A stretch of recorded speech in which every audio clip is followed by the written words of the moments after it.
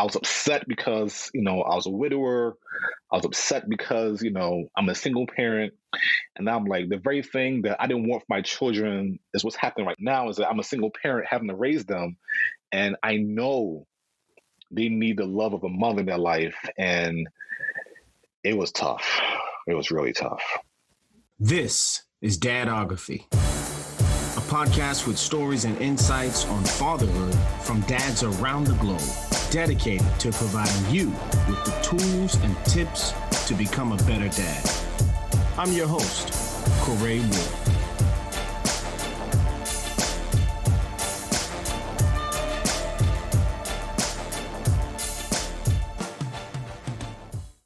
Once again, I want to thank everybody for coming on to the Dadography podcast. I'm your host, Corey Ward, and today we are having a conversation with a father out of South Bend, Indiana, David McClean. David, welcome to the show. Good afternoon. Glad to be here. Yeah, man, it's a pleasure to have you here. I usually don't begin the show with a bio from myself about the person. I usually just jump right in and ask the father to kind of give us a little bit about himself so we can get a feel for who we're talking to. Could you do that for us, David? Tell us a little bit about yourself. I'm a single father of two young men. I'm originally from the island of Barbados in the West Indies. I then transitioned to the United States at the age of 8. I currently work for a Christian university in the IT department, and sometimes I moonlight as an adjunct professor. And I'm 47 years old. So you're raising two boys. Are you married at present, David? Single? Single. I'm a divorcee and also a widower. Okay. Well, I guess we'll have an opportunity to speak about that shortly.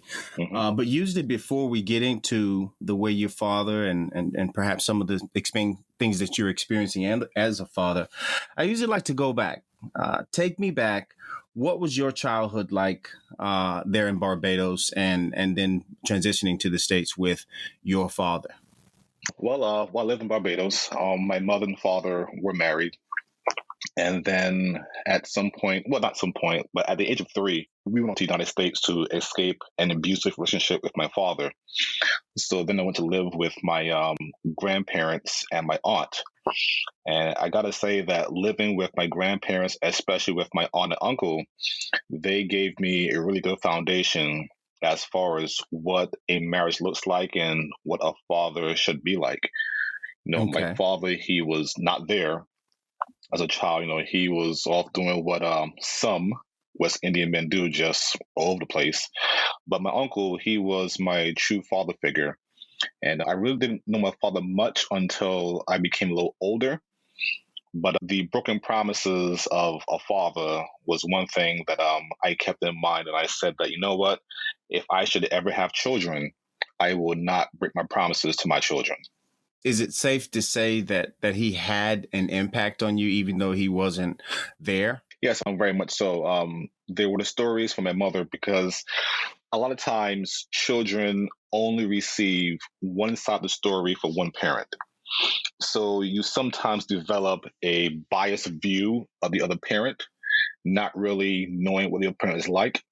So for a long time, the only thing I knew of my father were all the things that I was told to by my mother.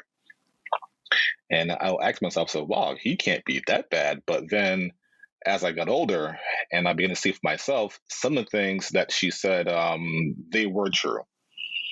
And I determined in myself that, so you know what? I will make better choices and I will do things differently than what my father did. Now, and I think because your microphone may have been going in and out or I hit something wrong here. So you said that you guys transitioned from Barbados, or your mom left Barbados fleeing from an abusive relationship with your father. Is that correct? That's correct. Okay. Did you experience any of that abuse as well, or was it just aimed at your mother? It was just anger towards my mother. And my mother was surprised that even though I was very young, I was able to recall some instances of the abuse that she endured. And she asked me, how in the world did I know that? Like, who told me? And I told her that, no one told me. it was such a trauma that it stuck with me for a long time. So even at the age of 2 and 3 years old, I was able to recall different instances of the abuse that she encountered because it was that traumatic. I think a good takeaway there for our listening audience is the fact that negativity can have a huge impact on the psychology and the well-being of the child. It could follow them literally for all of their life, based on what you're saying and how you were able to recall things from 2 and 3 years old in an abusive home. Yes, it does. And it affected me so much in that even with another family member, when he started to abuse his wife, it destroyed my relationship with him because I remembered what happened to my mother and then the stories that my mother would tell me. And I said to myself, I will never hit a woman. I'll never lay my hands on a woman in anger. And I feel this need to protect, someone or friends who are close to me who are being abused for whatever reason. There's a day that turns your life around, and that day can be prompted by desperation, or it can be prompted by disgust. And it sounds like there was a really big decision made at a young age that was based on disgust, disgust of being in and around abuse. So, well, I'm glad that it had the impact on you that it did, and that it pointed you in a different direction. If you had to put fatherhood, your fatherhood style, in your own words, how would you do it? It's sort of a advisor slash not hard discipline. I would say a hard disciplinarian, but I discipline when needed. Okay. But I like to advise and try to guide my sons in the direction where they should go, and I allow them the opportunity to think for themselves. And then when I see that the thinking is not going the way it should, I try to again, guide them and show them the different options as to what might happen if they do or make a particular choice. Because what I want my sons to do is to be able to think for themselves, stand up for themselves, and make the best decision possible. Taking into account the experience or lack thereof you had with your dad growing up, and though you had Uncle step in, how has that played into the fact that you were an advisor? Well, my uncle, in growing up with him, he would ask me questions, so he would prompt me to think. He didn't allow me to make a decision and then say, well, you made it, too bad for you. But he encouraged me to think long term about the decision that I would make and how it would impact, myself and others around me. So with my kids, I try to, advise them and guide them. And being a single parent, it's a little different too, because sometimes I felt myself wanting to be overprotective because, I don't want to lose them too. And in those moments, I realized I had to step back and I have to allow my children to process things and think things through. And then if it's not the decision, says, hey, look, you made a decision, these are your consequences. And again, it caused them to be more thoughtful in the things that they do. So I think by far and large, that's a great approach, because ultimately it positions them to have these guiding principles that help them in their decision-making process. You were pretty young when you left Barbados, 8 years old. How much of the culture stayed with you, David? I was a Bajan through and through. Okay. Even though I wasn't there, I would return home every year during the summertime. Okay. So I still maintain the accent. I still maintain my friends. I still maintain the culture, because between July and August, that's our carnival time. So you have lots of different activities. Well, it's called crop over, not really carnival. It's called crop over. So I would be home during those times. So therefore, I was never too far from my culture. And as I became older, I would get a hold of like a newspaper so I know what's happening, any kind of like radio station that I can get my hands on, even foods that my mother would cook a lot of the dishes, prepare a lot of the dishes and drinks that I would eat and drink from home. So the culture of taste and as you're a young child in Barbados, culture is so instilled in you is that even when you leave, it never Mm-hmm. leaves you. Okay. So I was always able to either be at home every year or be around other Bajans that lived in Brooklyn, Queens, the New York City area, attend events that were culturally related, and also the foods. So I Okay. always kept a finger on the pulse of my culture, even now. Now, when you say Bayesian, and for our listening audience, David, of course, we have listeners from all over the world. And when you say Bayesian, we're speaking of an individual that is from Barbados. So that would be the correct term. That's correct. Beige is more of the slang term for, or the common term that we use, but the more professional term would be Barbadian, yes. Have you made a conscious effort with your boys to kind of incorporate the Bayesian culture into their life? Most definitely. From the time they were small babes, Yeah. I would take them home so they got to experience, the sun, the sand, the sea, the smells, the sounds. I exposed their senses to the culture. And as they got older, I would introduce, different foods to them and different drinks. There's one drink in particular that a lot of Barbadians don't like. A lot of people don't like. It's called Marby. Okay. And I'm happy and I'm sad that my sons love Marby because whenever I bring it home, I have to hide it because Oh, if I wow. don't, they will kill my Marby. So at home, I cook Barbadian foods. I make sorrel. I prepare Marby. I purchase like the Pine Hill Dairy drinks with the cherry drinks, the mango, the passion fruit, the June plum or golden apple is called in Barbados. So the foods and any little music that I would hear, they would hear the Yeah. music that I listen to. And of Right. course, I have a flag in my house, and I show them different parishes, so they know well, of their ancestral home. And Okay. again, Okay.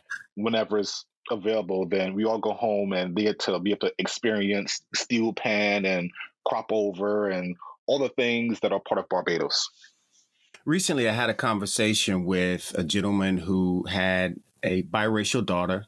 Mhm. He was African American, and the daughter's mother was from, and Trent, if you're listening, forgive me if I get it wrong. I want to say Thailand, but he made a point, David, that it's important for the children to be able to connect with their culture. And I've seen it, man, where, in the US, somebody was from Honduras or something, and they don't speak Spanish and they don't, identify with the culture.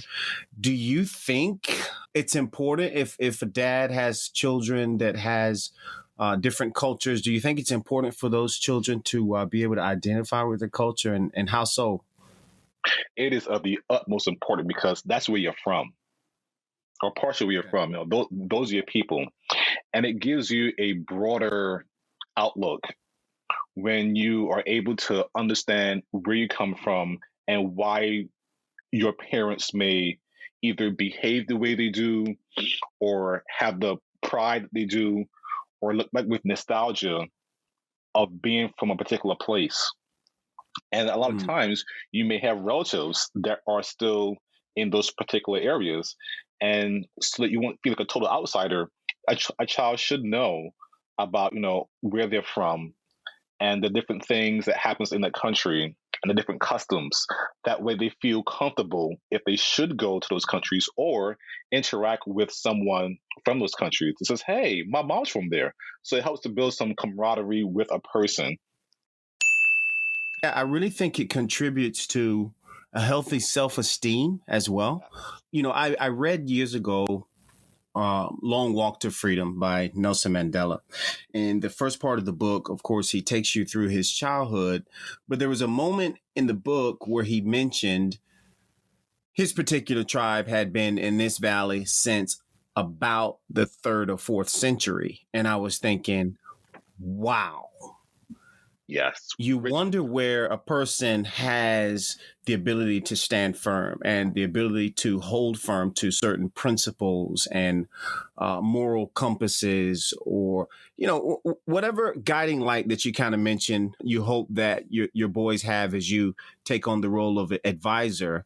And you see that, wait a minute, I think that when they can connect to a culture, whether it's a culture outside of the U.S. or whether it's to embrace a particular culture inside of the U.S. as their own, it really does something for the self. Pride, belonging, that I'm not just from here, and to be able to visit those places and experience those things. It just gives you a broader outlook on the world and on life. You would think too that if you identify with something, right, then there's not a pressing need for you to fit in somewhere else. So I mean, in case of like a young boy, if he knows, okay, and we'll just use Bayesian culture. I'm Bayesian. We do this. We don't do this, etc. Then if there's an opportunity for your son to, join a gang, he's more inclined, my thought is, he's more inclined to avoid doing that because, I'm already a part of something. I am Bayesian, So yeah, I think it's very healthy as well. And I'm glad to hear that you made it a point to make sure that your boys have that part of their culture in their life. And whenever my sons return home with me for vacation, their family, I can't say my family because their family too. So their family, they're like, "Wow, it says, I can't believe that you actually have taught me here about this, about that." I'm like, they're my children, and if they're going to come here, they should know a little bit about their culture and what we eat, what we do, so that they aren't scornful. Because I've seen it in some cases where some children have gone to their parents' home and they turn their noses up at the culture or the food, like, "Oh my gosh, I don't eat that. I don't want to drink. I want to try that." And it's almost like an insult to the parent when the child behaves in that manner. So I hadn't thought of that. I have seen it. So it's a rejection of who they are when that child doesn't want to partake, or even learn about their parents' culture.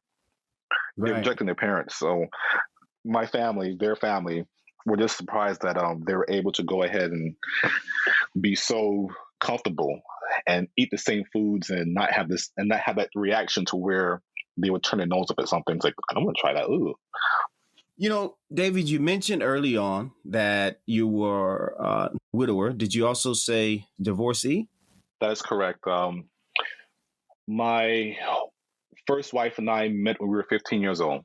So just when I was a sophomore in high school.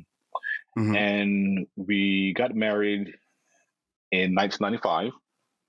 And we were married for 11 and a half years. So a total of maybe, let's say, 16, 17 years we were together. And she passed from breast cancer in 2006. Now, how old were your boys with her, or how old? Yes, they were with her, and they were ages 2 and ages 5. Sounds like a very weighty situation to say the very least, man. How did you comfort those guys in the storm of losing their mom while you're dealing with the storm of losing your wife, man? Well, I gotta say that faith, prayer, and family, say those 3 things are what really helped me through those times, because while she was ill, I did a lot of soul searching, and I was asking the Lord, some hard questions. I was praying and says, "God, I can't believe that you're going to let her die. And why won't you do this? And why won't you do that?" And, it was a whole spiritual journey, dealing with her illness and then her death.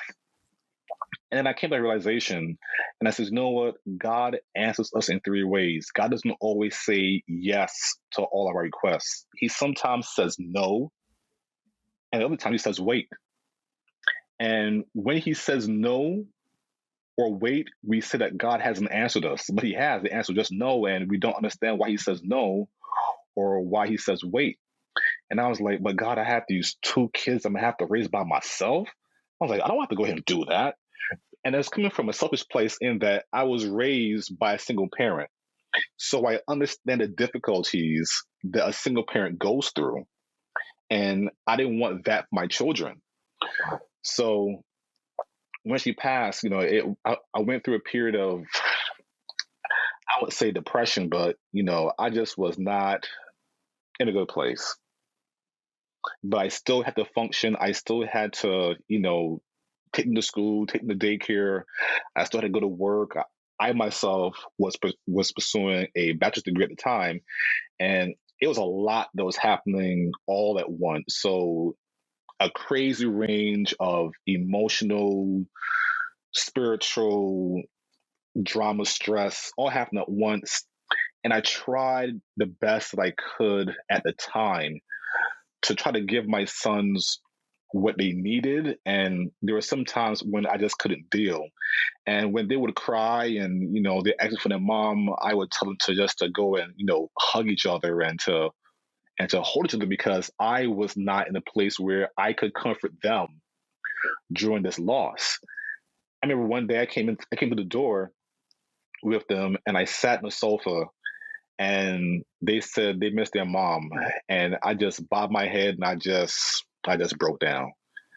And Yeah. we all sat there, and I said, I gotta hold together. So I gotta do what I have to go ahead and do to try to make it. And in those moments, I says, Lord, I need your help. I says, I can't do this by myself. And I need you to give me the strength to be able to do what I need to do to raise my children to be good young men.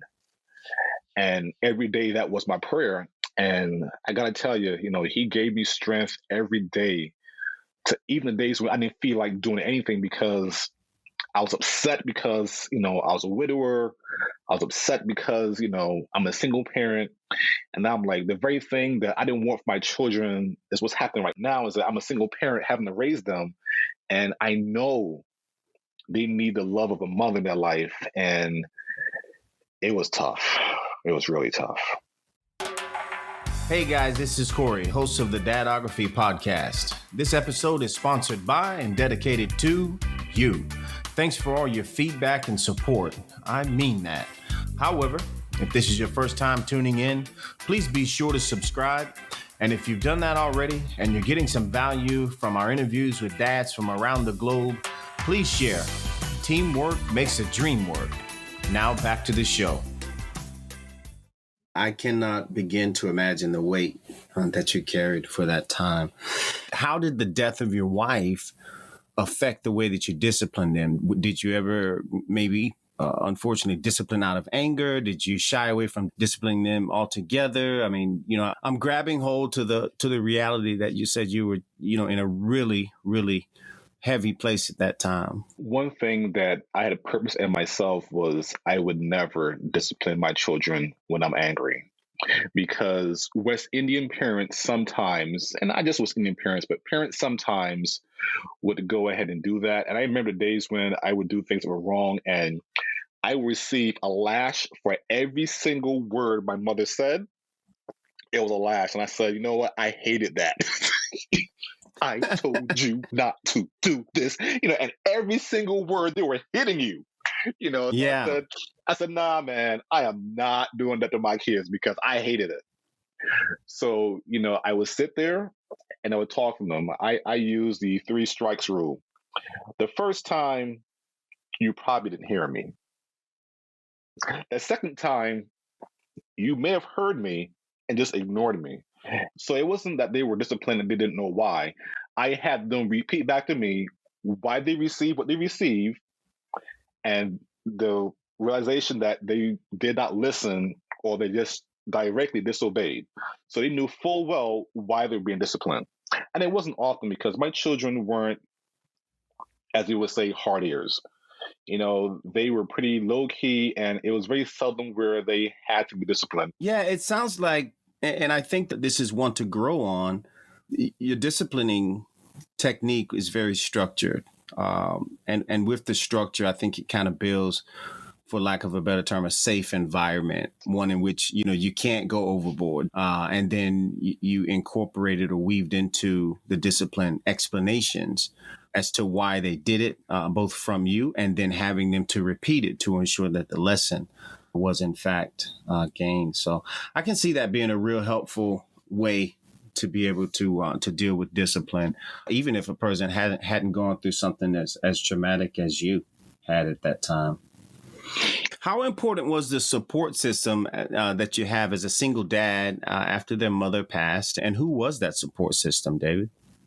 Well, after my wife first passed, my mom, she tried to help out, but my mom trying to help was just more of a hindrance than a help, because she added another layer of stress. And parents always try to, well, some parents try to parent you even as an adult, and they forget that you are now an adult running your own home, and you have to remind them that says, hey, this is my house. You can't come in my house and try to tell you what to do, and I'm a grown man. So my mom and I didn't really work out when it came to her helping after my wife had passed away. And my church family, they offered assistance. They said, hey, Dave, if you need any help, we're soon to watch the kids while you can go ahead and have a few hours to yourself, give us a call and let us know. And even though they offered their services, because I had lost their wife, I was very clingy to my children in the early years because I didn't want to lose them too. Right. And I didn't want to trust them with someone else, even though the people that were offering help I trusted. And I felt bad enjoying myself, just for a few hours while my children were off with someone else. But on a few occasions, they're like, no, David, we're coming for the kids. You go to the beach, you will do something, and just take a few hours to yourself. I remember one day, it was one Sunday, I grabbed my jet ski and, I left to go. And after 3 hours, I came back and a lady said, what are you doing here? Go back out and I'll see you at 7. She said, your kids are having an excellent time. Go have fun. So I sat in my car, my truck, and I was like, well, they are laughing. And, she said, bye. So I turned around, went back to the marina, put my jet ski back in the water, and I went out there and I chased dolphins on my jet ski. I had a good time. And then about 6 o'clock, I said, you know what? I've had a good day. So I went back, loaded up, went back to the house. She says, they have eaten, they've had a shower. All you have to do is take them home and take them to bed. And I got to tell you, that felt so good. That was one of the best days I had, after my wife passed away, if you could call it a best day, but just be able to relax and have time for myself is really great help. And I'm so thankful for my church family and their assistance and trying to help me and making sure that I was doing okay and that my children was doing okay. And, they bought them Christmas gifts and they were always so helpful. Shout out to the Campus Stella Heights Seventh-day Adventist Church in Norfolk, Virginia. They were very, very helpful. So the years go on and you're with your boys. As a result of this, do you start shying away from relationships or being involved for the sake of your boys? How does the transition take place after, in regards to relationships? How does the transition take place after some years have gone by? Well, part of the mindset was I would love to find a mother or someone to help to mother my children. But, that wasn't necessarily an easy task. And when I was ready and I started dating again, one of the things that I would look for in relationships was for a woman who did not mind and who wanted to be, a mother and influence in my children's life. And I then was that real challenging? A lot more challenging than you would think, because oftentimes you hear women discuss, I can't find a good man who would accept me and my children, or I just don't want to have just any man in my life who's going to mistreat my children.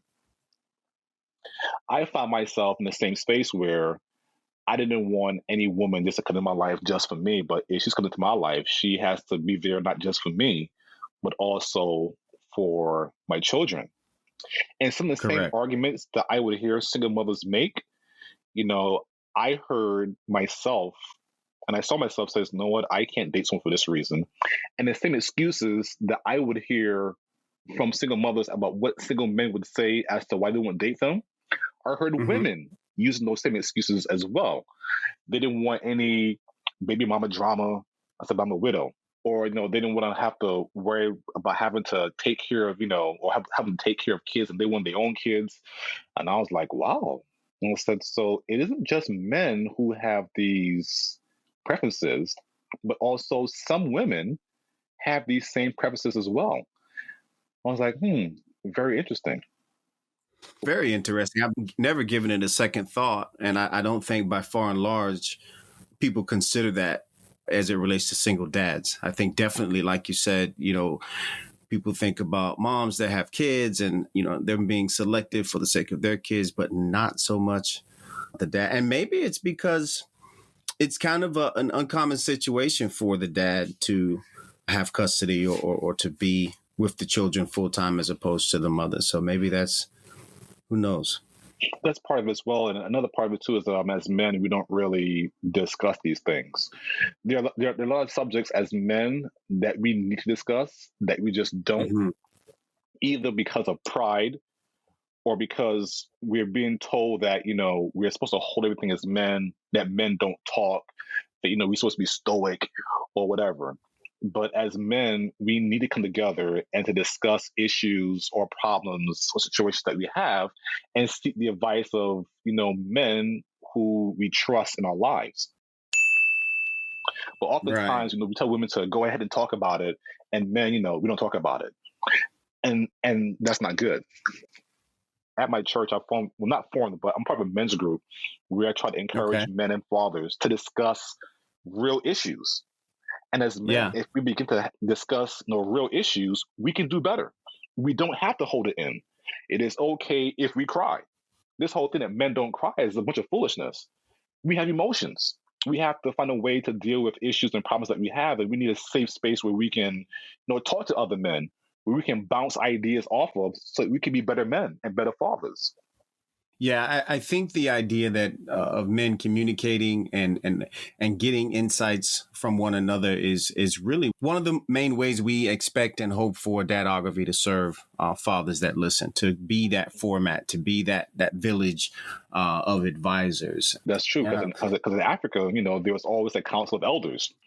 Since we were taken away from our ancestral homes and being dispersed throughout the Caribbean and United States and South America, we have Mhm. lost touch with those elders or those village elders, the council of the brothers. And now we're by ourselves because we think that we're not supposed to sit and talk. But if you go back to Africa, there are a bunch of old dudes, a bunch of elders Right. that you learn things from. You know, when you come of Hmm. age, they send you out to go hunt or whatever so that you can become a man. And then you come back and there's a village of men for you to talk to and to look up to. But because of slavery, a lot of that has been broken and we've lost our way. So therefore, we're constantly by ourselves and we're not really in communication with each other as to find out or figure out, how do I go about raising my children? How do I go about saving money? How do I invest? My wife is this or whatever, you know, what's the best practice, or how can I be a better man to my wife? So those things are missing from our culture because it's been lost as a result of slavery. You know, it seems like you've given a lot of thought to this too, David. I didn't know that you were the philosopher, but definitely,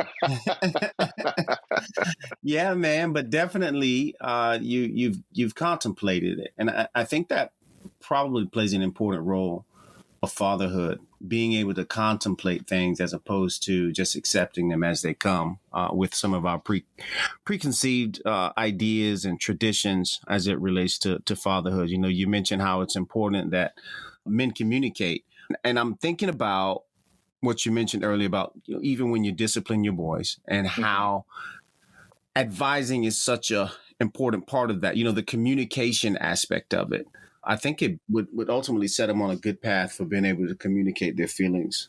That's really important. I mean, the narrative of what manhood is, by far and large today is not good. And I think it's biased towards consumerism, maybe, Mm-hmm. like I'm not a conspiracy theory guy, but there's the agenda to keep things moving off the shelves and keep things going or sales in a particular area. And so, we end up getting these types of dads in the public eye that end up being the role model for a lot of guys, as opposed to communicating and getting the insight and experience from other dads. So they continue to divide us via whatever methods that they use. And then there's a single mother, and no disrespect to ladies, but a woman or a mother cannot raise a man. She can raise a boy, but she can't raise a man. She doesn't know how a man thinks. She doesn't know how he, moves.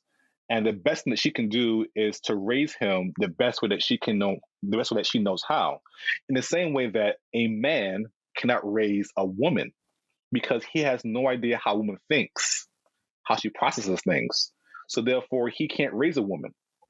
So we need both parents there in the household to raise a man or to raise a woman, because men know how men think. We know what our bodies go through. So when we hear our sons' voices drop or they begin to push their chest out a little bit, we know what it is right there, and we know how to counteract that interaction. So Right. definitely men are needed to raise men. A single woman can't raise a man, and a single father cannot raise a woman. Men need their fathers, women need their mothers, but children need their parents. What are some of the things, David, that you think fathers give to their boys that are unique? I'm trying to dig deeper into your statement earlier about a woman can't raise a man. And I agree. However, I'm just trying to understand what exactly the father contributes that the mother doesn't to the boy's manhood.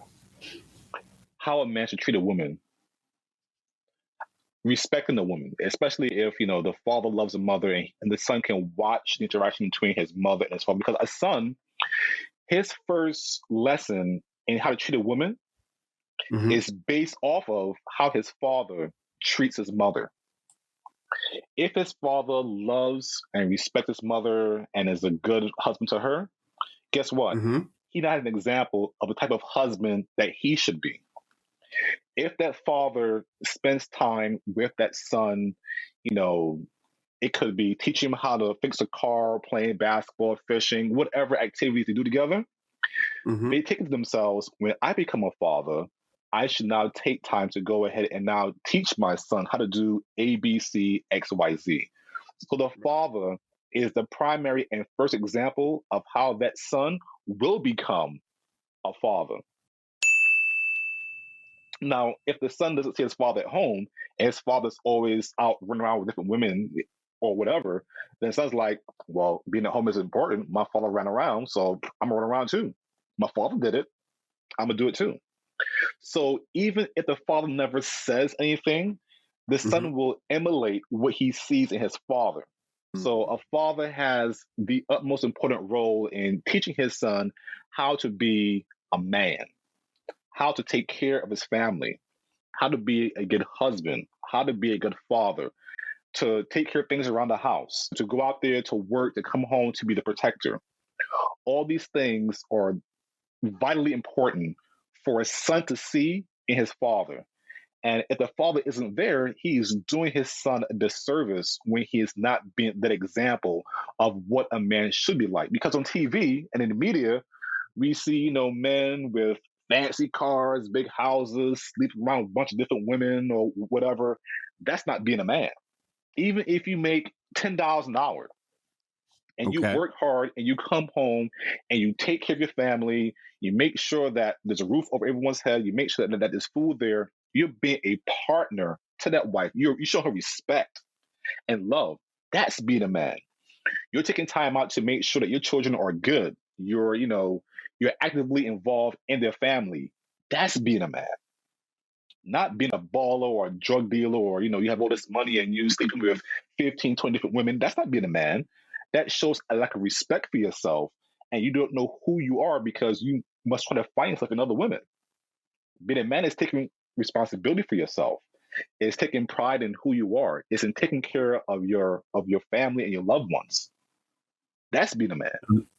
So fathers need to be in place to raise their children. And obviously we've had some episodes where we've talked to some dads. There are always extenuating circumstances, but for the listening dads out there, I want to encourage you that if there's anything that you can do, and you certainly can, then spend time with your children and engage them, especially your boys, knowing that you set the standard for their manhood and they will emulate you. David, what's the biggest challenge, man, on raising boys? I mean, there's a hashtag girl dad movement, but raising boys, I'm sure has its unique challenges. What are some of the challenges of raising two boys, David?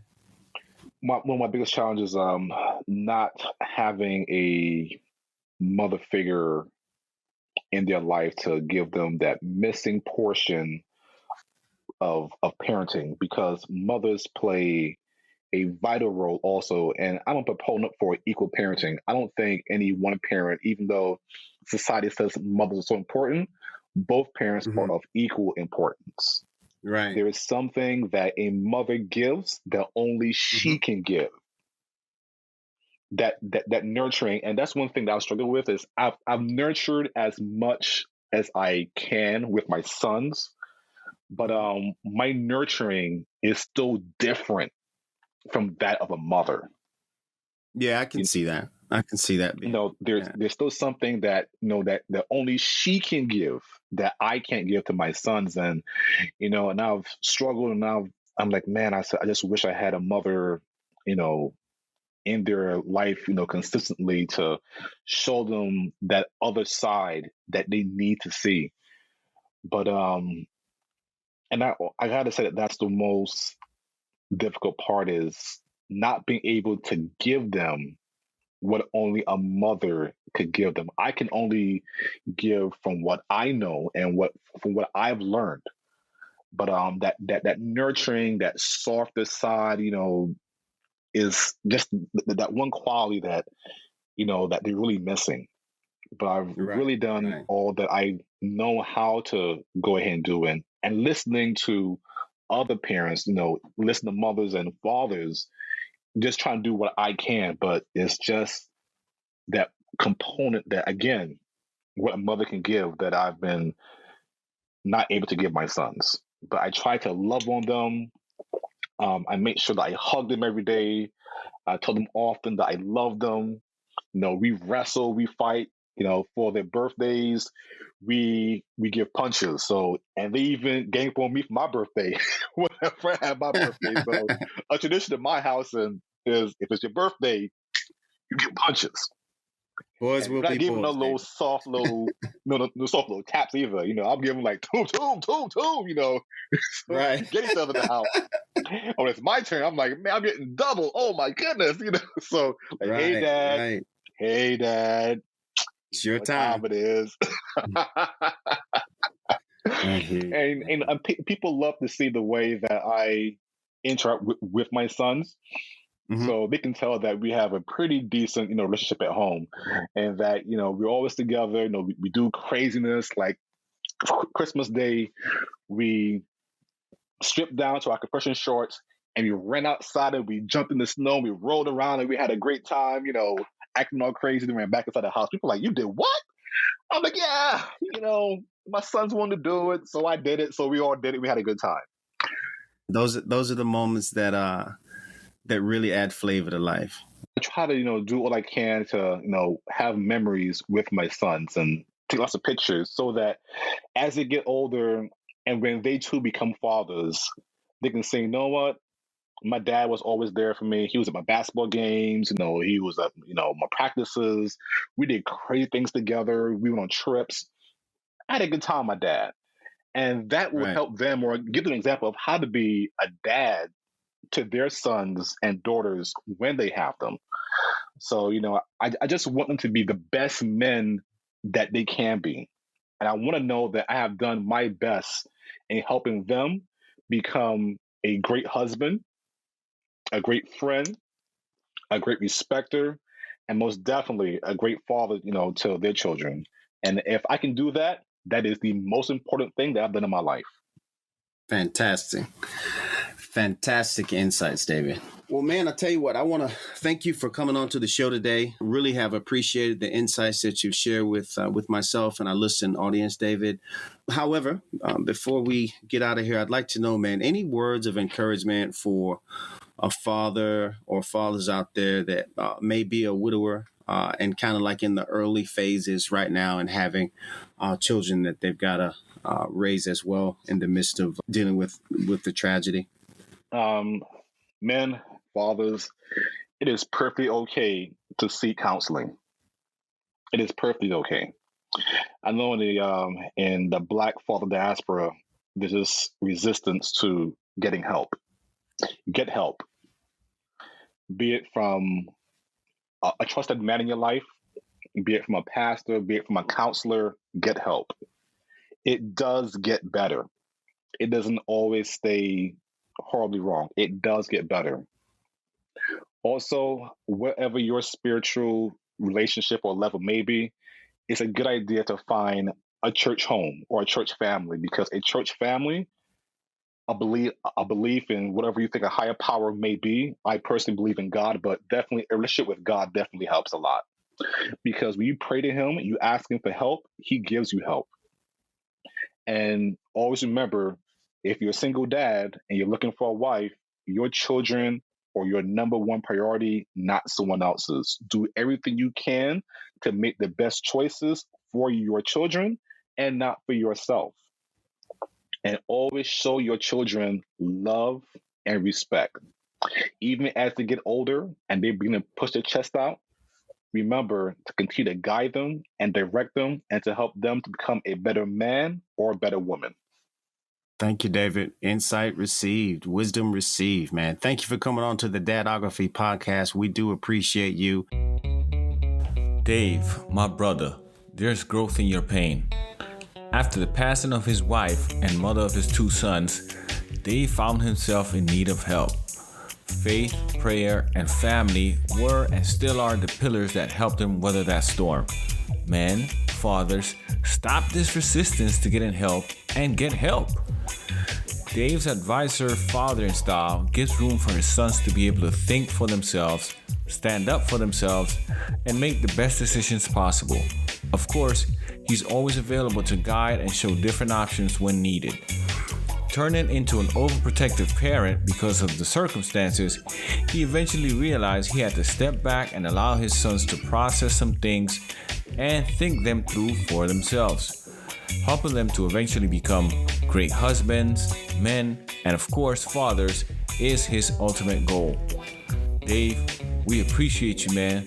Thanks for sharing your story. See you all next week.